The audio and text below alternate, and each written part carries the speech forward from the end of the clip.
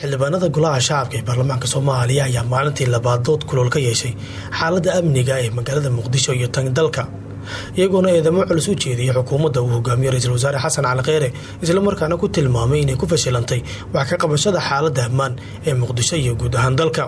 dooda xildhibaanada oo ahaa mid lagu kala aragti duwanaa haddana xildhibaanada aadka uga hadlay dhaliilada loo jeedinayay wax ka qabashada xaaladda amniga ayaa ahaa mid aad u badan.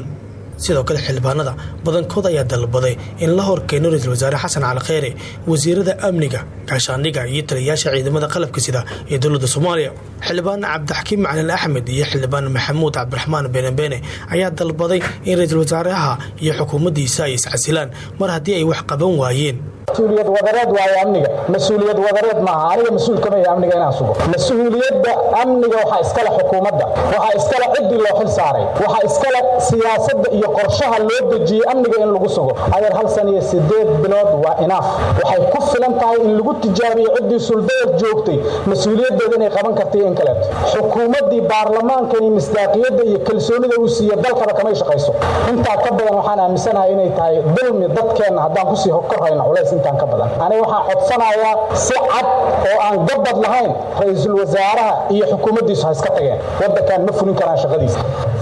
wadanka waa ka dhamaad ama kama been isku sheegayna ma dalka la isku hayo dalkan wada khaldan ku socya xukuumadda waa guul dareysatay